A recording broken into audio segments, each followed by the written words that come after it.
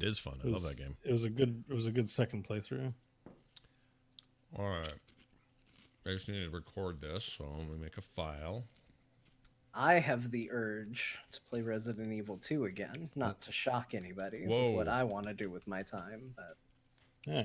Oh, that reminds me. I got to write something that it's like that, and I can't believe I'm doing it. Dude, what in the frick? There we go.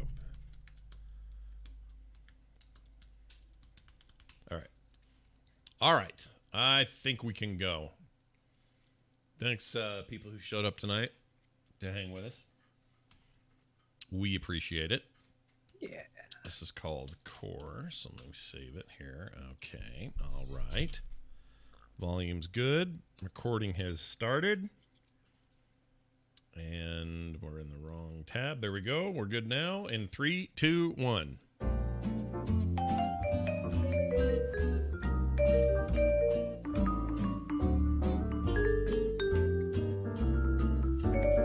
Hello, everybody. Welcome back to Core. This is Core, late in the week, though. Sunday is when we're doing it, September 29th, 2019. I had a thing Wednesday, so we couldn't do a show. And the other two guys were like, hey, man, that'd be cool if we did it then. That's fine. Let's do it after our dungeon show, which, can be a little exhausting. So we're going to, try to keep our heads and have some fun. And it might be a little shorter today, but we didn't want to leave you this week without something. So a Sunday Core, or as the chat room just coined it, Erwin in the chat says, no, Evren says Sunday Core, a.k.a. Score. It's pretty good. Oh, that's a good one. Well done. Nice work. Do you guys have Score up in the state? Up in the States? No, Down nobody in the scored States. here ever. What, No, Score, the chocolate bar. Oh, yeah, we have that. Okay. We have. Don't you have Score, John? We have Score. I don't know, maybe. I'm not a big chocolate person, so I don't notice what we have very much. Hold on. Score bar is let's see if we can find it here. It is That's fair. it's like toffee, right?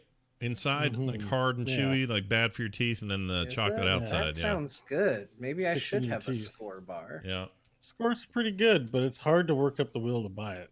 Just Yeah. because you're going to be digging it out of your teeth. That's my problem with. I had one of the new Butterfingers, and Haven't they always been like that, or the new ones are worse? they've always been like that. But this new Butterfinger, I mean, I don't know. Either it's worse or my teeth are just worse, and there's more to pick out. But yeah, I was like, all right, I had fun eating it, but now I've got an excavation site in my mouth, and I have to just do this for the next ever. Interesting. I'm looking here. Oh yeah, they did change the formula a little bit. I wonder if it will remain Wisconsin's most popular Halloween candy this year, because it was last year. Is that? That's interesting. I would think Wisconsin would just give cheese, but that's because I just know one thing about a state and assume that that's applicable to everything. Yep. See? How about this? Most popular. This will only take me a second, of course. And then we'll talk about video games, internet. Hey, it's kind of October almost. I think we can talk about Halloween candy Yeah, and why things not? like that. I agree. Okay, so it says here, Halloween candy, most popular in Arizona or in the Phoenix area, generally speaking. Yeah. Let's see if it will tell me. Oh my gosh, really? Candy corn? Wow. Oh, wow. I think I'm the reason that stat exists. I always fall for candy corn every October. I'm like, man, I'm in the mood for some Halloween candy, and I go there and I just see the big bag of candy corn. I buy it. I can't help it. It's good in a like terrible way, but it's good. I know. I'm slow to admit it sometimes, but if there's a bowl of candy corn, I'm into it. I know a lot of people think it's horrendous and the worst thing ever made, but I think I like a good and there are, by the way, there are levels of quality to candy corn. So I'm with you. I would eat candy corn at your house, no problem. Yeah, I mean, you gotta get the good stuff. I had one that I thought I was given a candle, and I was just like, "What is this?" I still ate like a bunch of them, but it was not good. No, it's not as good. And they have the other kind that are like little pumpkins and stuff like that. I don't count any of that. I mean, they could be almost the same stuff for all I know. I'm just talking. There's something about the size, the shape, the 3-layered structure of a traditional candy corn that I am just fine with. It's fine. But what do you eat up there? Anything What's good? is candy corn like? What is it? They look Candy like corn. a long kernel of corn. On the tip top, it's the yellow, and then in the middle is the orange, I think, and then the Yeah, very and then tip a is white. tip. Oh yeah, no, these are disgusting. Now it comes out. The Canadians anti. Well, I'm not going to speak for all of Canada. They sell it en masse here. I'm not a candy eater, so It's not your bag. not my bag. I understand. Yeah, what do you do for Halloween? Do you get yourself a Halloween treat? Yeah. I mean, I might pick up some of those chocolate bar things. That's about Just it. chocolate bars. Yeah. just gonna go I to mean, the store, get a chocolate when bar. when I used to go trick or treating, I would dump out my bag, take out all the chocolate, and leave the rest for someone else. Interesting. You know, I Rest is all feel just, like like, that's worthless. okay. That sounds all right to me. Yeah. Yeah. But the chocolate up there, well, it's in other parts of the world is better than here. I assume Canada's also got better chocolate than us, but We have, I think, all the same stuff, right? Like it's O. Henry's and Reese's and. oh my gosh, We have the same stuff. Literally starts with one we don't have. You don't have O. Henry's? I don't think we have O. Henry. No. Hold on. O. Really? Henry. That bar. can't be right. Really? Let me look that up. Is- Yeah, O. Henry appears to be. Well, I guess you can get them here, but these are rare here. I've never heard of it. I've never seen I've one. never seen it. Yeah. Yeah. Oh, well, Yeah. that's strange. Yeah, Yeah. O. Henry's a chocolate bar. Okay, well, O. Henry, you have Reese's, obviously. We have Reese's. Smarties. Yeah. Smarties, sure. Although Oh, they I aren't don't the like, same. I don't like Smarties. Plus, that you guys feels have like I got duped. Yeah, Smarties are no Mars good, but bars? also I think Smarties are different. Both Smarties are different than our Smarties. Our Smarties are the tiny little tablet, half sort of sourish rolls Yeah. of candy. I don't think those are what they get up there. I think it's different. I could be wrong. I know Oh, that's true in okay. the 'Cause UK. I was gonna say our Smarties feels like somebody's tricking you into a vitamin, but it has no nutritional value. Yeah, they're chalk dots, as Daniel J. Newman accurately says in the chat. I believe that is a great way to describe those. I don't know if they're different or not, but that's something you'll find in your trick or treat bag Well, up here. here's what you'll find in our trick or treat bag. Just going to talk about some games and thoughts and stuff that we've been playing this week. Not really picking a major topic. We'll do more of that next week. I mean, Wednesday's literally 3 days away, so you get all your full, fresh, hot, right off the oven or out of the oven business then. By the way, speaking of ovens, I have one quick question for you guys. Would this concern you at all that my oven, well, I'm sorry, my stovetop of the oven, one of the burners for no reason just stopped igniting? It still has the ignition thing going. So it's a gas oven, or it's a gas burner. Okay. So when you turn it on, you get this click, click, click, click, click, click, and it's like it's going to start the gas on fire, right? Yeah. And once it does that, the click, then you roll over to whatever heat you want. And one of them stopped doing it. In order to test it, you have to turn it on and keep clicking and trying to figure it out. Meanwhile, your house is being flooded with the smell of natural gas. And that Sounds bad. that seems bad, right? So as described, yes, that sounds bad. All right. I mean, it sounds like the way a barbecue works. Like if you leave the lid closed and turn the gas on, and Yeah. then come back to it later with the lid closed, it just explode. Kind of, yeah, like that's absolutely true. So Yeah. anyway, I'm not too worked up about it, except just to say that I don't like stuff like that, and I guess I should probably call somebody, but I really wish I could just fix it myself. I mean, you could just disable it for now, right? Can't you do that? I don't Just even like know not use it? how does one do that? You just cut it open and dig around. Like I don't know what you do in an No, oven. you definitely don't do that when dealing with gas. You definitely don't just get in there. Okay.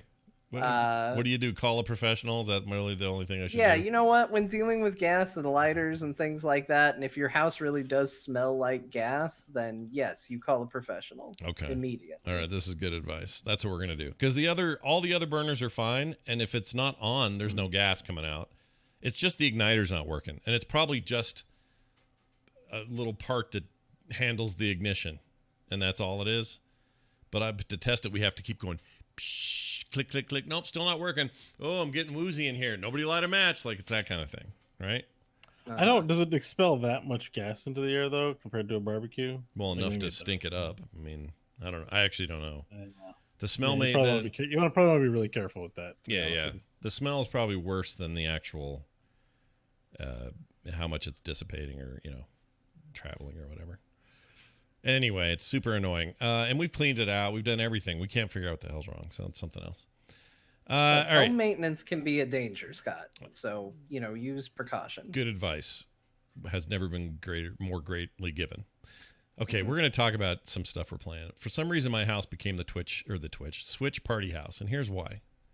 Up till this point, we had a Switch. It was a single Switch. It would play Switch games. People would come and they would say, "Hey, can I play on the Switch?" Yes, you can. Okay, they'll go play it portably for a while. Or, "Hey, it's hooked up to the TV. Let's go play Mario Maker," or whatever. Just been a thing. Switch Lite comes out, and I decide about, I don't know, whatever it was, a month ahead, that I would pre-order one, and along with that, Link's Awakening, and I did. So I had a yellow one coming. It arrived, and it was such a hit that now everybody just about in the house went ahead and got Switches also. So now there are 3 Switch Lites in the house, which is insane. And they all did it with their own money, their own jobs, their own, totally out of my purview, not anything I control or do. And so Nick and Carter both got one. Kim doesn't care. She's fine with she's fine with phone games, John. She's totally cool with a good phone game. Hey, you know what? We all have our different levels of play. That's right. And I know we haven't gone too deep on the show yet about what I think about all those Apple Arcade games, but I have played a great number of them, have lots of thoughts, and I will save it for Wednesday after I knock out a couple of more, because I will say I'm impressed with what they've done. And I also am concerned about longevity, because I don't know how the developers continue to make money. I have some thoughts about all that. So we'll get to that. Right. The business model is weird, but the quality of those games is a gigantic cut above what you're used to with mobile games.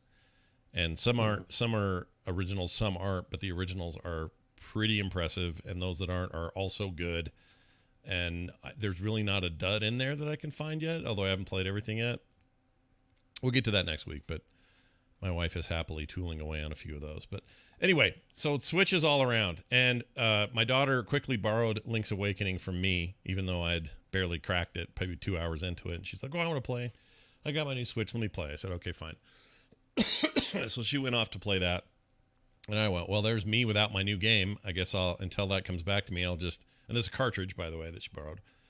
I'm like, what do I have around here that I feel like I should have finished, or just didn't get to, or whatever. And it's funny, Link's Awakening, like WoW Classic, drove me to play Zelda Breath of the Wild, Legend of Zelda Breath of the Wild, just like I'm playing modern WoW.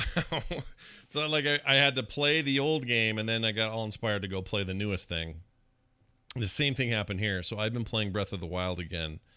And man, that game is so good. There are problems, the breaking. I decided to go into it this time. And John, I know you said something to me on Twitter about this, but I went into it this time going, I know the weapons break a lot. I know that's an annoying mechanic for me. But I know the game wants me to be creative with it and to figure out ways to maximize what weapons I have and how I use them and when to get rid of them, when to pick up new ones, that sort of thing. So I'm playing it more with that in mind. And I see what they meant to do. I'm not saying it's still the greatest idea in the world, but it's okay. It's not a problem. I kind of wish I could repair them. That would be cool. Right. Like just go to a town and say, yeah, this sword sucks. Please fix it. Or even so, I don't know if you remember this, but back in the days of Zelda 64, you got the Master Sword. It was kind of your solid mid-tier sword. It was very powerful and all of that. But then they forged it's either called the Bigoron or the Big Goron or the Goron sword, something like that. And it was this giant two-handed sword that Link could use that was way more powerful than even the Master Sword. Right. But it had some drawbacks. The first was you had to wear your shield on your back because it was two-hander. Yeah. And the second was that the sword would break. Yeah. But there was a very long quest that took you through the course of the game, and you had to meet certain requirements and certain things. And the big reward at the end of all of that for doing it was a version of the sword that would not break. And I kind of wish something like that existed in this game, right? Like, okay, let's see your mechanic, let's understand the mechanic, but maybe when we get to the end of the game, when this all gets kind of trivial anyway, maybe just give me an awesome sword that's fine all the time. And that's, excuse me, kind of what you get with the Master Sword in this game. But even that, I think, has its break limit. Yeah, and you got to recharge it or something. Yeah, like that. You got to go recharge it or go get another one. Or I can't remember how it works because I never got that far because that thing annoyed me so much. But that game really does some cool stuff, and I just kind of forgotten how cool it is. So I started a whole new run, and I've been having a blast in there, really enjoying it, and paying way more attention to the minutia of it, appreciating the modernization of a lot of the stuff they tried to do. I'm very excited about this next one they got coming out, which is, I don't know if it's a direct sequel to this, but it's definitely in that, Breath of the Wild look and feel and world and stuff like that. I just think it's a really neat game, and I'm super into it. So I've been playing that, a bunch of old indie games as well, and I'm playing. I'm replaying Steam World Heist because I think it might be perfect on there. It's like the perfect marriage of video game and console style, and I really love. I love that game. Is that the one that's XCOM-y a little bit? Yes. Okay. Very XCOM-y. Get undercover, turn based. You can move so much during a turn. You can do extra movement but lose your attack. It's all that. It's that stuff. And it's so, I love those guys. Everything they make is cool. I've played every game they've made, and I've loved them all. But there's something about Heist. I hope there's a sequel for Heist at some point, because Heist is so good. And it's not that old. I think it came out in, late 2016 or something? Something like that. It wasn't that long ago. It wasn't too long ago. And if they're going to do, they did a Dig sequel, which is one of the best games I've played in the last couple of years. There's no reason not to make a Heist sequel. So get on it, boys. Get in there. And ladies. I'm sure there's ladies there. I don't know. How do I know? I have no idea. I mean, I would assume, that seems like a good way to go. So a lot of that, of course, World of Warcraft's still a thing. I'm still hopping in, still doing my stuff. I know you got flying, and I was pissed because I was sure I was ahead of you, but I wasn't. You were way ahead of me. So nice job. So that's the secret that I've learned about WoW, is that I can take ridiculously long breaks and come back and somehow be relevant. I don't know if it's just I'm good at finding those little niches that get you the big boost out of nowhere or what, but all of a sudden I was talking to Ben about it, and I was like, yeah, this is where I'm at right now. And he's like, wait, you have more artifact power than me? And I said, I guess. How's that possible? Holy crap. I was like, I had no idea.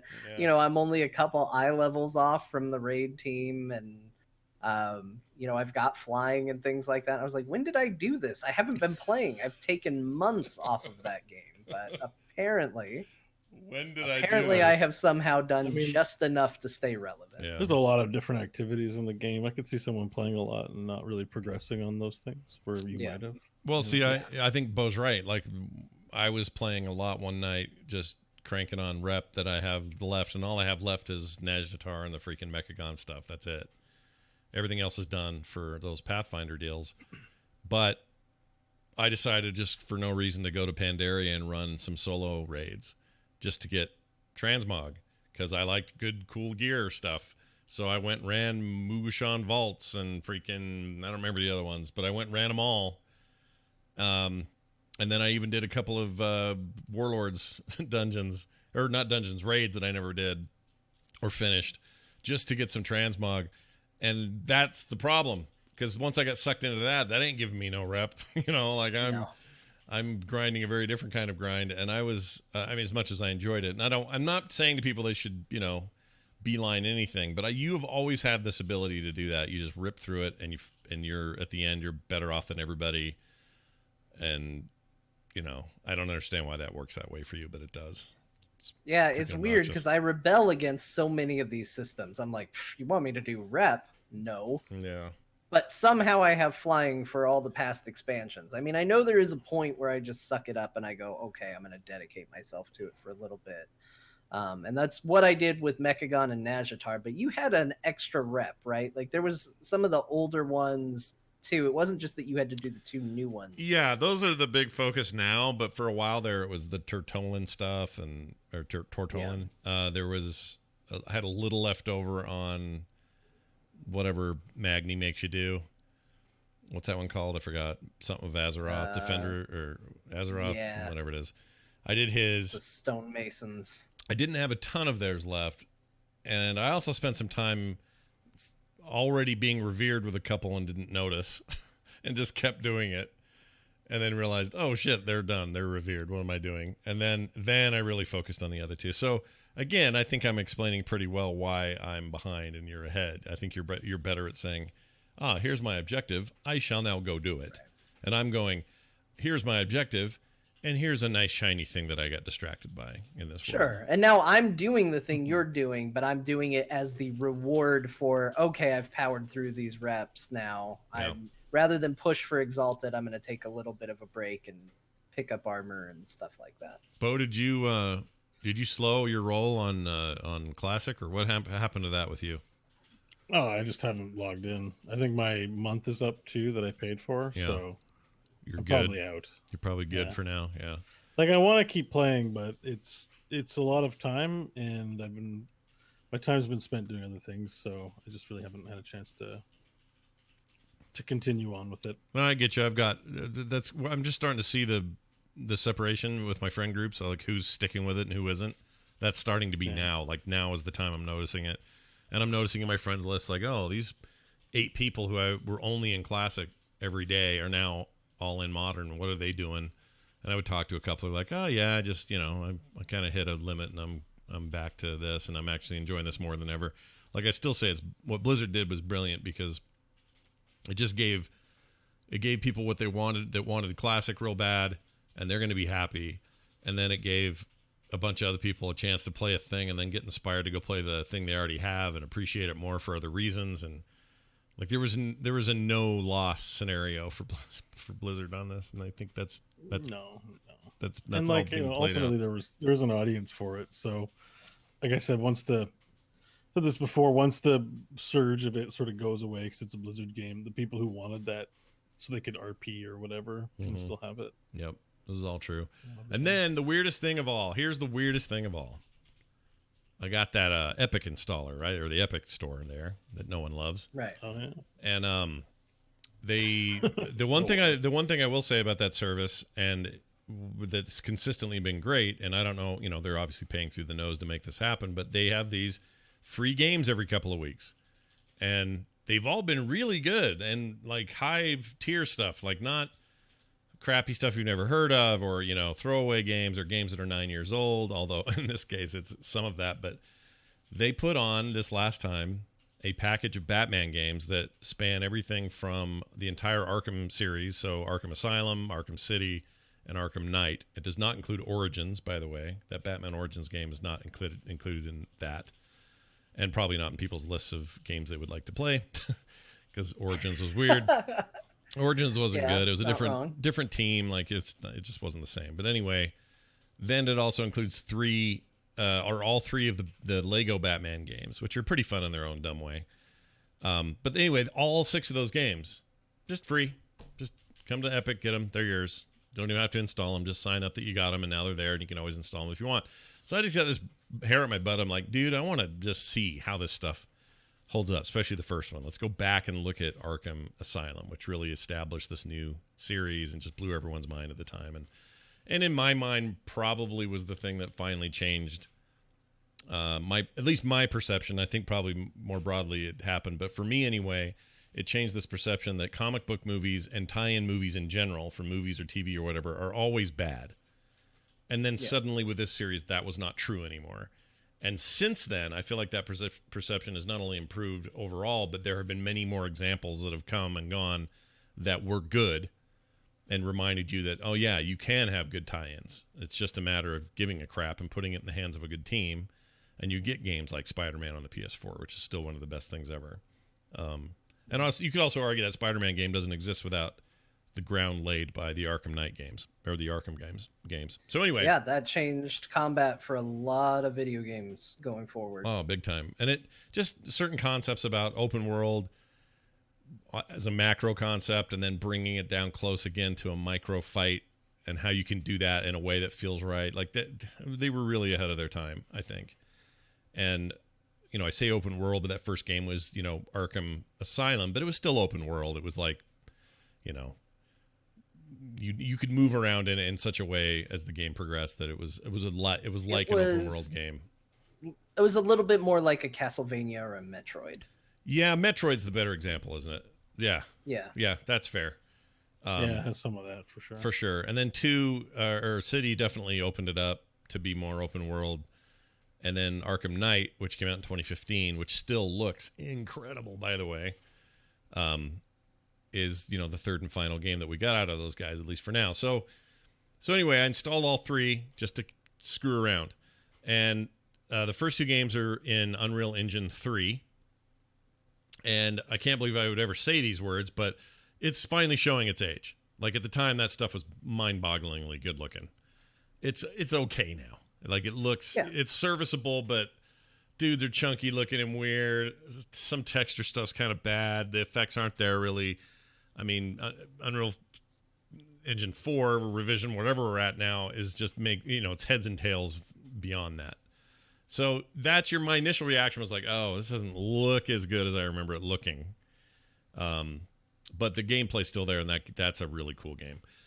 But then I got to thinking, well, let's see what these other 2 are like. So I did the same thing. Second one, better, but still kind of looks like a 360 game.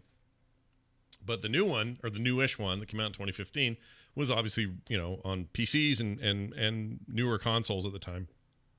PlayStation 4, our current console lineup. And it is miles better looking. Anyway, that's just an aesthetic note, just something I noticed on the surface. But I played a ton of at least 2 of these and decided that I'd figured out why I really like Arkham Knight. And I'd like it more than the others. And I know that's a lot of people like it more than both. I like it more than the other 2 combined. Mm. And that's weird. I know it's weird because a lot of people think Asylum's where it's at because that's the core concept and that was the best that they ever really executed on it and blah, blah, blah. And I would argue that's also the best. If you're saying to me, hey, Scott, what's the one that's most like Metroid? If you're a huge Metroid fan, which one's going to satisfy you the most? One will, okay? I get that. But why I like 3 the most, Arkham Knight the most, I think, this is going to irritate some people. It's basically Batman Fury Road. And here's why it is. Because in the beginning of that thing, Scarecrow puts a new toxin out that they end up evacuating the entire city for. So all of Gotham City is empty. And what has taken over, those who haven't left, are just the criminal aspects of it. So gang members. And they're basically just crazy bald dudes with jacked up cars with weird rocket launchers on the side of it. Going full Mad Max in the Batman world, and it's your job to try to go and stop it. So it's just like this freewheeling, open world mess of a crap heap that used to be Gotham, and now it's just it's a wasteland. And I think that's it. I think I finally as I've started to play through it again, I'm like, that's why I love this. It's that thing. It's that genre. It's that they inserted it a little bit in a way that's, by the end, you're trying to get the city back on its feet. So it's not a permanent wasteland, but it is a wasteland for a huge portion of that game. And everything you do in it is lawless, and there's no more rules. And it's just, that stuff appeals to me, as it always does. So I really, really like that game. And I think I'm going to play the whole damned thing again. Now, here's the thing. Yeah. I thought I was going to have a controversial opinion because I actually like Arkham Knight. Most people don't. Yeah. Most people, if you ask what they like, they'll either say they like the first one or the second one. But the third one is almost always permanently relegated to the number 3 position, it seems. Mm-hmm. And I actually like Arkham Knight more than I liked Arkham City. Mm-hmm. And I think for me, it wasn't so much that it wasn't what you were describing, right? But it was more of City was a big letdown for me because I was the person that kind of glommed onto that. It's in a tight little area that kind of expands as you gain new abilities. And it wasn't about this big whole open world. And they didn't just inundate the place with Riddler trophies. I mean, it's something like, go collect the 497 Riddler trophies we've put in the game. And it's just like, no. There are why? There are so many. So I can fight the Riddler? Who cares? But I did think they did the Batmobile actually pretty well for a thing that when they announced it, I was like, I don't want that. But I think it is actually executed pretty well. And I was one of the lucky people. That game on PC had a lot of problems, and I didn't run into any of them. I didn't either. For some reason, my configuration ran that thing as silky smooth as you could ever ask for at the time. And I remember it was, PC players were pretty pissed. Reviews-wise, PS4 and Xbox. It was a big controversy, wasn't it? It was a big one for PC players. For console people, that thing reviewed in the high 90s or the early 90s out of 100, generally speaking, across the board. I mean, it was well received critically. The big complaint I remember wasn't so much that the game was problematic as it was PC players got the shit end of the stick, and it was broken like for a them. DRM thing? No, it was just a broken. The port wasn't very good. Yeah, was that what it was? And there was more to it than that, or was that it? Maybe there was a lot of controversy about the port being rushed, and stories came out. A bunch of people got mad at the people who ported it, and they said, "This is the time frame we were given. This is what we were told to do. Don't put it on us." Yeah. And talked to WB about it, and then they went back to the publisher. It got messy. It got rough. It did, and what's weird is guys like John and I were playing it during that time with no issues, and I felt a little guilty about it because I just wasn't having any problems. Yeah, I was posting screenshots and stuff like that. I'm like, this game's so good, and people are like, I can't play it. Yeah, I can't play it. So it took a lot of heat that way. I'm playing it now too, by the way, outside of that heat, and as usual, turns out internet heat does sort of, it affects you when you're in the middle of playing a thing. So, who knows how we'll feel about what's a controversial one. Can't think of one, but there's a million of them like that. One that's controversial right now, probably Epic Game Store, I guess. That's the whole store. I don't know if there's a controversial game right now, to be honest with you. Yeah, they're always AAAs. They're always it's got to be some big mess like I don't think Borderlands 3 is not really a mess. It's just sort of Borderlands. And I don't really count the Epic thing because that's like Epic and not the developers. Right. Like a game where like people are just like, I am super ripped off from buying this. Right. And that's how people felt. PC people really felt that way. And they were like, we're going to fix it. We're going to do this stuff. And they eventually, I don't know how long it took, but it was fine. But because it worked fine for me, I just played it and it was great. And now I love it. But John, you were going to say something. Oh, Anthem. There we go. Oh, Anthem. There you go. Yeah. That's the ultimate lately is Anthem. Yeah. Yeah, Anthem was the big headline one, though. Yeah. I don't think that game's going to get any better outside of the controversy, though. I mean, at least not until some patches come in there. But, outside the... Yeah, but you might be playing that game 5 years from now, and it's, like, a great game. Like, Possibly. Forget about all the controversy, just log in and... Destiny 2 had this at the beginning. It was rough. That launch was bad. And then that's another one. Anyway, they got it working. I know. I got the best one. Sorry. Okay. Go. Ubisoft's Rainbow Six Siege was a game that launched to all the bad stuff, bad reviews, critically bad user reviews, glitches, problems, all kinds of balance issues. Like that thing was basically launched as a giant fat freaking dud, and they committed to working on it and fixing it. And now that thing is one of the most popular esports. Everybody freaking loves it. My son plays it constantly with his friends. It's a huge deal now. Like they fixed it. And I really respect that when that happens. Can that happen to Anthem? I don't know, man. Feels like they can't, but it's a big mountain to climb. I hope they do. I liked, I liked parts of it. Yeah. There are parts to like. Fallout 76, someone put in the chat. I keep hearing that's better now, and that it's really interesting and weird. So I don't know if that's enough to get me into that, but I'm also not always huge on the Fallout games. I come to them very late, so maybe that one will be perfect for you. You'll come to it nice and late, and you'll love it or something. Who knows? I never played Fallout and said, you know what this game needs? Other people.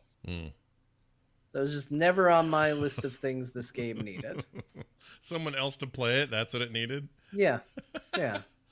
Well, anyway, I don't know if it's still up there as the free bundle, but I would recommend grabbing it if you just want to play a great superhero game. I also forgot how brutal those games are. They don't hold back. Like, yeah, Batman's still not trying to kill people, but everybody else is, and there are some gnarly moments in the Arkham series that are very memorable and very cool. I like that game a lot, and I'm going to keep playing it, even though it's old. It's almost 5 years old. Well, 4 years old, I guess. But that the 4 years old now is a lot different than 4 years old in 2005, right? There's definitely a plateau in terms of what you can expect. Like, sure, there might be technological advancements, but for the most part, the games look and feel like they're all on a plateau. Yeah, which is great. still I kind of really love that we're there. As much as I'm a big fan of, like, look at the amazing advancement in a thing, I'm okay with it cresting a little and spreading itself out, because it means the kinds of experiences I can have on, like, a Switch, which is vastly underpowered compared to a modern console, but more powerful than a 360 or a PS3, so it sits in the middle somewhere, is that it can do lots of stuff without you feeling like you're sacrificing something. And I like that, you know? It's not like buying a Game Boy where you're like, oh, well, I'm just stuck with these horrible black and white screens with 8-bit graphics because that's just the best we can do in a portable. Batteries are dead, like, all the time. All that stuff. Let me go dig out 8 more double A's to put in this thing. Yeah. It wasn't that bad. No, But it was like 4. it It was 4, though. 4 double A's, Four. right? Oh, Yeah. man. You had Didn't to they get, get a rechargeable battery pack at one point, or you could plug it in? maybe. I know when I had mine, I bought rechargeable batteries, but they were the old nickel cadmium garbage Yeah, kind. you'd have to get like you have to get rechargeable batteries. Yeah. That's what it was. Yeah. It was not great. Wasn't Oh optimal. man, I remember that. Everybody's house you went over to, they had a counter or a windowsill where they just had a stupid battery compartment. Yeah. And they're like, this is really saving us a lot of money. And they'd put it in a device and it'd work for 2 seconds. Oh, gotta go put it back in the charger. Get out another battery. In my house, and I don't know if this was always just a fake thing, but in my house there was always a big Ziploc bag full of batteries in the fridge, like just in the fridge. And I knew people who did the fridge batteries as well. And my mom and dad were convinced that the batteries were lasting longer, new or used. It didn't matter that they would, and maybe they do. I never really looked into it, but I just remember having a house where it was like, oh, I'm in the mood for some Sunny D or whatever's in the fridge. And I would open the fridge, and first thing I'd see out of the corner of my eye is a bunch of butter, and then stacked right next to it, a big bag of batteries. Just always the thing.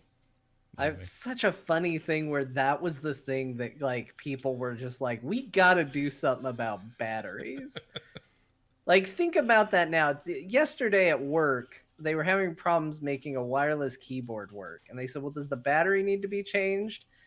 We haven't changed the battery in this keyboard in what feels like ever. I feel like it's the battery that came with the keyboard eons ago when they got the thing. I opened up the battery compartment. The battery's going bad. Battery acid is coming out of the side of it from old age, and that battery is still working.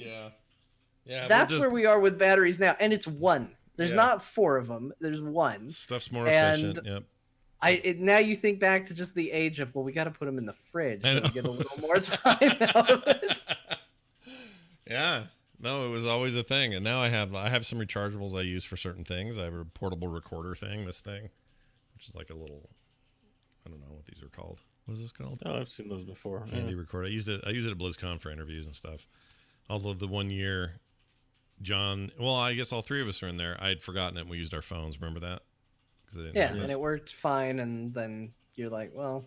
Oh, no, it wasn't that I didn't have it. It's that the douche out front in the security said you can't have one of these. Security guy, I remember you asked about this. Oh, my It looked like gosh. a bomb. I was so annoyed by that. The security at BlizzCon, they're pretty stupid. to They be honest they with were you. fine So 2 if you're years one of them ago. listening, sorry, but Yeah.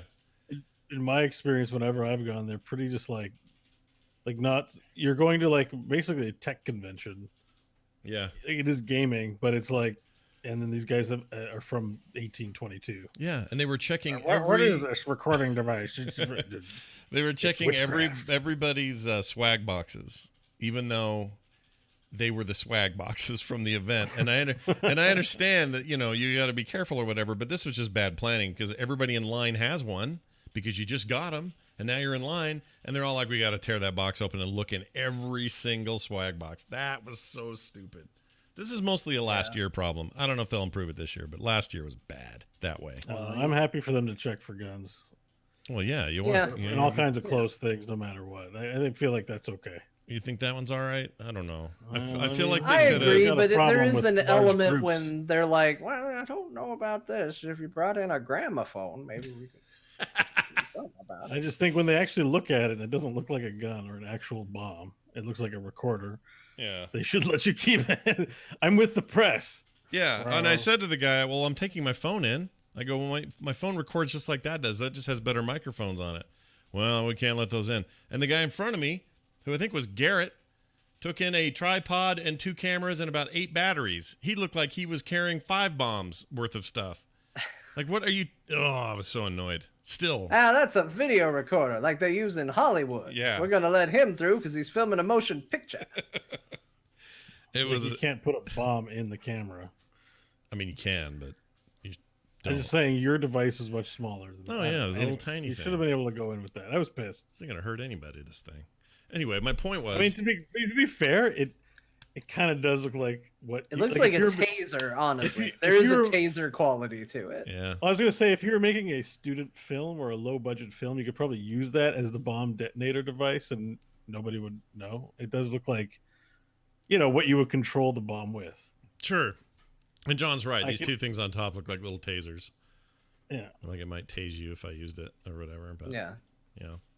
But look, you had a press pass. If you want to tase somebody, that's your right. Press pass. Didn't seem to make any difference last year. You have a press pass. Did you have a press pass and he had an exhibitor badge or something like that. I had a press pass. I had a press pass and I had a talent pass, which means you're on stage. And even that was like... The talent is going to bomb the thing. Like, what? Yeah. Like, Jesus. Well, welcome to clever ploy. They started a convention. I have a great opportunity to make a presentation, but I'm going to ruin it by exploding the entire It's building. like, welcome to the WoW Q&A. I'm Scott Johnson. Stick your head between your legs and kiss your ass goodbye. Boom! Like I was going to do that. I mean, who does that? Yeah. No one does that. Or no one does that that's been asked to be up on stage. They vetted me before. Comes out with a dynamite vest like out of a cartoon on. We had a great year at Blizzard this year. Great esports year. Great esports. And we're so psyched to bring you out as a community and then take you out as a community. Boom. Oh, that's awful. If that wasn't so close to the bone, it wasn't actual, so prescient and morbid. Yeah, it's like nobody does that, but you're like, well, it's been happening a lot the past. All right, how about this then? How about Morheim does it, but he's not. He has demands, and it's actually a fake bomb. So he's just trying to get demands. What would his demands be? What do you think it would be? Be good to each other. Like, all right, hey, be good to each other. Everybody try to be nicer or I'll blow you up. Release a GD RTS. Probably every time someone's like, we're going to release something that's not an RTS, he's like, oh, man. I like run this StarCraft. Company. I can't even pick the game I want released. Yeah, I can see that. StarCraft 3 I want StarCraft 2 up. back on the main stage. Overwatch, you're relegated to the slums. I mean, I'll even take Heroes over that right now, he'd say. Boom. Anyway, so there's that. Hey, Bo, you've been playing Doom again because the new Doom's coming out, so I'm assuming you got like an itch to finish or to replay Doom again. 2016's That's Doom. Exactly it. Doom Eternal's coming in November, and I'm like, I can't wait till November to play Doom. I'm like, oh, there's a Doom. Let me play that. I think that's great. How do you feel about the second run? I assume it's your second run. I played like Friday, like late, and I played all day yesterday. I had tons of stuff I should have done on my day off. But I basically played from the time I woke up to the time I went to bed. Yeah. Nothing but play Doom. What difficulty setting did you play on? I played on Hurt Me Plenty, which is the medium, because I just wanted to have an enjoyable experience. It's a great game. But I may crank it up to Ultraviolence and do one more playthrough, was my thinking. And I'm not going to do Nightmare. I tried playing a bit of Nightmare, but it's like one little shot and you're dead. Like, it's super annoying. I just don't like reloading that much. I'm not that good.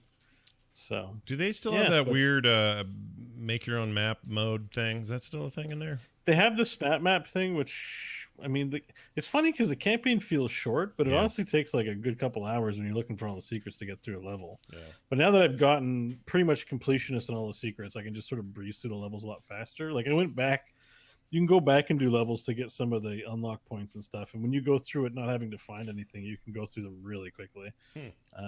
Also, when you get the super shotgun, you go back to an earlier level. You kind of own everything super easily. So there's that too. But Nice. I find like the early levels of that game super scary, but then it gets to be less scary as you get farther, which is weird because you go to hell. But It's like real life. It's scary right now, Yeah. but when we actually go to hell, it'll be fine. it's when you're fully equipped with upgrades and guns, and you feel like things can't really, you have options. It's better, but when you just all you have is like the shotgun, and then these Hell Knights are coming at you.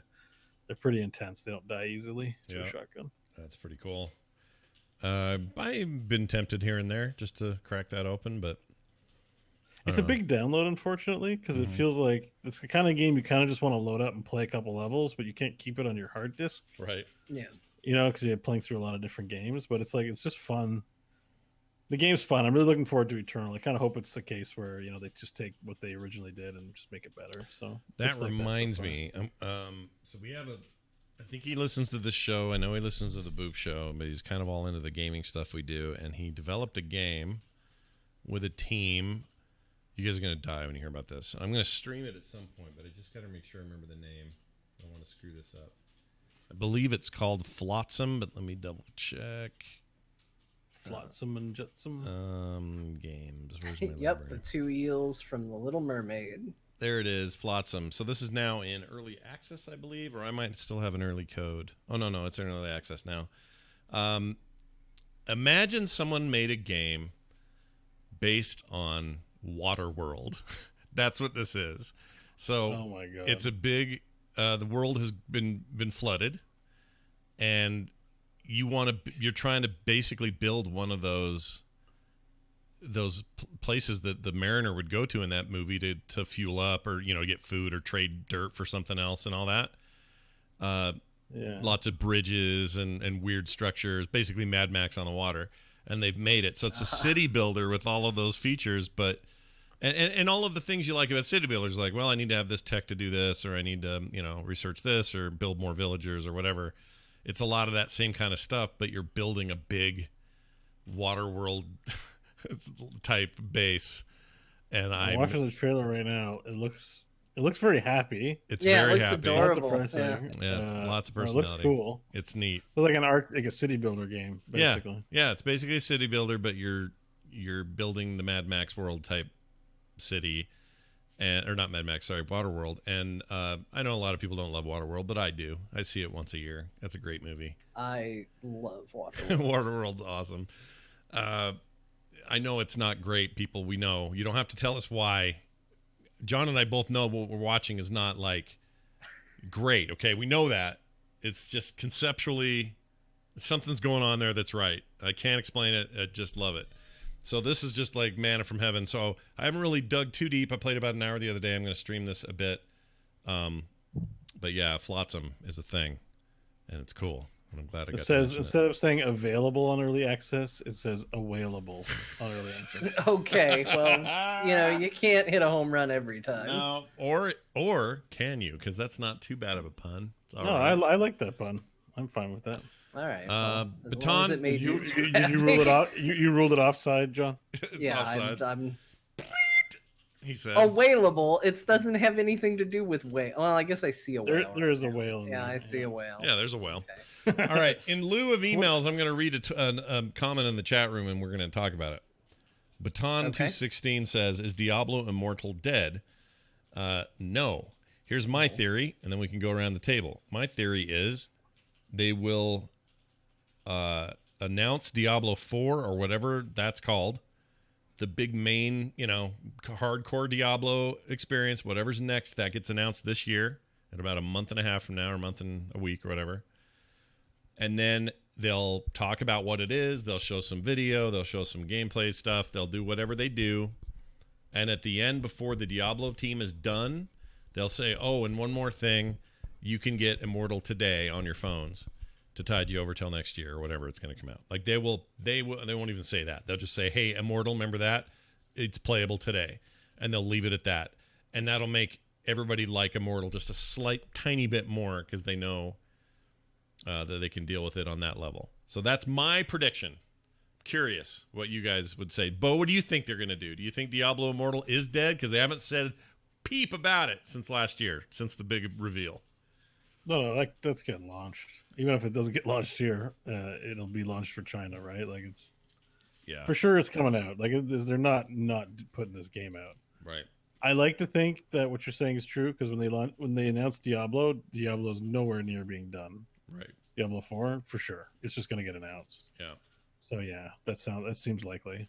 And it also just seems like a cool way of saying, and you've got keys to a brand new car under your chair. But in this case, and the game's out today for you guys. Go get it or whatever. Like that's better than. That's what they should have had last year. I mean, honestly, should have announced it and released it the same day. And we played it. It's in good shape for a mobile game. Like it'll get launched. Yeah, for sure. And they had a whole year to work on it. John, do you have a differing opinion, or what do you think they're going to do? No, I think you guys are probably on the right track. I think Blizzard, for some reason, didn't understand their audience, or maybe they did, and they just said, "Oh, you know what? We're gonna do it anyway." They didn't. I don't think they expected the outcome that it got last year, or maybe they thought in a different world it would fall differently.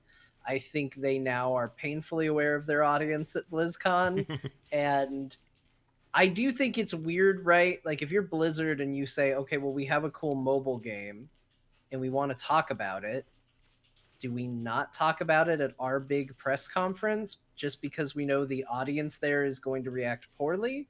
Like that's a decision they're going to have to make going forward. And it's weird if they don't do it, but also if they do it, then you've got a bunch of people booing the new thing you're trying to get people hyped for. So I think the way they cushion that is they have something like, it's available now, you're getting it for free, it has controller support, like something that speaks to the crowd in some way that says, hey, you might actually enjoy this. Yeah. I mean, even if it's just, oh, and one other thing, remember Immortal? That's out today. Then stage goes black, and then on comes the next thing. And it's not more, Immortal talk. Like, just barely mention the thing. I think that would be the way to do it. But now, Bo's sometimes right. Blizzard does lean into their memes. Right. And I can see a world where they have a little fun if they know they've got Diablo 4 waiting in the wings, where they do talk about it and they take the hit of boo because they know they're about to get a big cheer as soon as they say and Diablo 4, right? Yeah. They can control it that way too, and they could say, this is news you're really going to want to get your phone out for if you have phones, something goofy like that, because they do occasionally just lean into it. You think J. Allen Brack has to make some comment about how he was the one on stage said about WoW Classic, you think you want it but you don't? Like, is he gonna have to? He's gonna have to eat a little crow there, right? They're gonna have to make some reference because that thing did really well for them. I mean, maybe. That's the hard thing. Sometimes people say something off the cuff, and you're up there, and you've got it committed to memory and hearts and minds at that point. The amount of things I've said about WoW and Diablo and all that I've been wrong about, I get to be mostly obscure when I do it, but they don't get that luxury. So. No. And he doesn't seem like the type. Well, I don't know. He's weird. He's less scripted than Morhaime, but also in some ways feels more. What's the word? More plugged up. Like maybe he's just. There's a reason that there's scripted stuff because you end up saying things that. Yeah. You think you want it, but you don't. Yeah, like if you have a bit of an arrogant twinge to you, like audience will take that and run, and that makes it you make the divide larger. Yeah. Right. Yeah. Like they may like it. Just World of Warcraft may be successful because J. Allen Brack played the heel, or the attitude was like, yeah, this is not a big deal. It's just classic. Everyone's like, oh yeah, we're gonna love classic. Yeah, we'll show you, J. Allen Brack. I'm gonna pay you $15 a month to prove you wrong. Yeah, exactly. So there might be. I mean, I don't know. I don't think stuff like that's calculated, but it is funny to watch. People push back against comments like these made by Blizzard, ambassadors. And I don't want to suggest that he was constipated. So we cleared that part up, though. When I said he's plugged up, I didn't mean that. Just more of that. I think they're game designers. I think it's their profession to know what's fun and what's not fun. Yep. So when the unwashed masses are like, you can't tell me what's fun, it's like, well, I've been doing this for 30 years. I kind of can tell you, yeah. But no one's gonna hear that. Nope. You know, like that's that, you know, because you can't tell anyone what's fun or not. We all know what we think is fun, even though there's smarter people who know what people actually find fun versus what they think and they say they find fun. If I'm making any sense. Mm-hmm.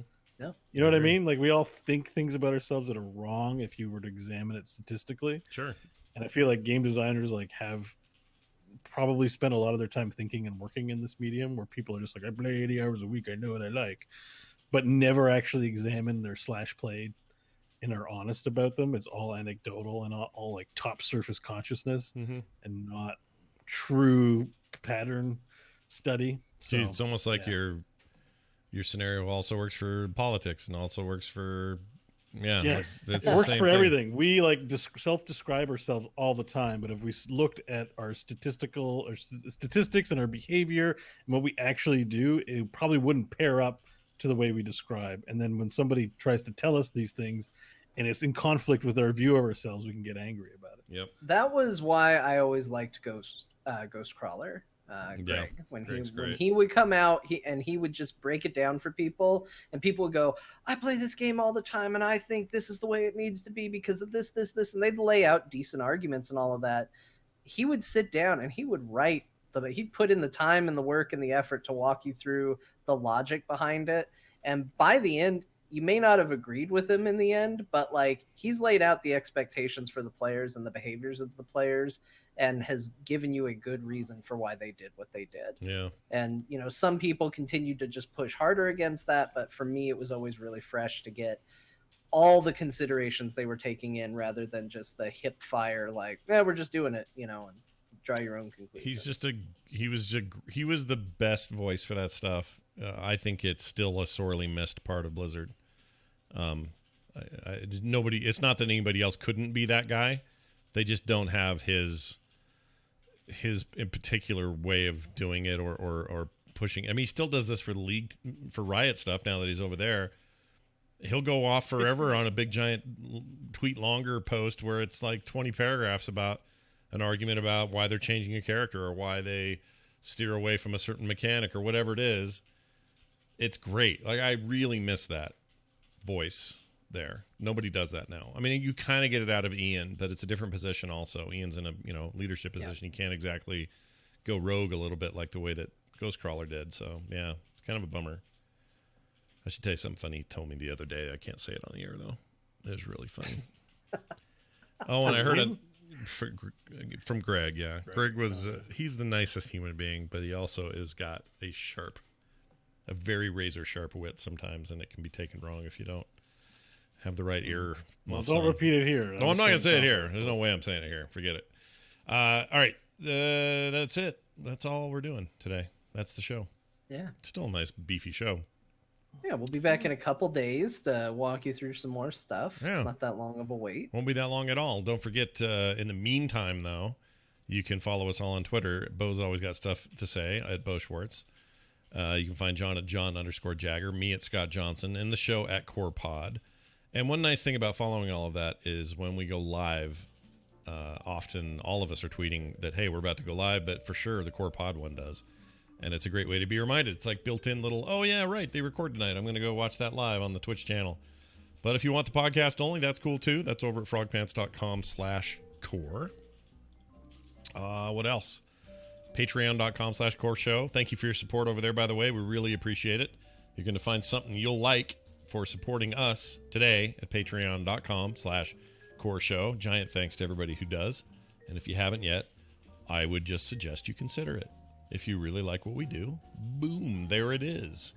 You can also leave us voicemails at 801-471-0462, and I have some of those queued up and ready to go for Wednesday. So Wednesday should be a good show. Going to do a little Apple Arcade review. Nothing too crazy. I'm not going to turn it into a mobile show. I just want to extol some virtues I found that I didn't expect from a service that I didn't think was going to work. And I found myself surprised on the other side, as many of my other friends have been telling me as well. It's a weird thing. So we'll go into that a little bit. And other cool stuff this week on Core. That'll be Wednesday. That's Core 193 in the bucket, everybody. Thank you all for joining us. Bo, any final wise words from Bo? Caught you off Man, I guard. really started out strong last week, so the wise words today would be, don't set a library on fire. Don't set a library on fire. It's a good advice. If you guys haven't heard the latest couple of episodes from There Will Be Dungeons, go check those out because John did a bang-up job with his alternate universe, inverse storytelling for a two-parter we did. So check that out as well. John, do you have any final words of wisdom before we go? Yeah. Love your librarians. They have a hard job. They have a tough time. They have to deal with literally anybody off the street. Be good to your librarians and your civic workers and public buildings in general. Everybody has to use it. Wow. That's actually very wise. Like I say all in kidding, like joking, say something wise, but that was actually wise. So use John's advice. Be like John. That's what I'm saying. Thank you all for listening. That's going to do it. We'll be back on Wednesday. Have a great week. We'll see you then.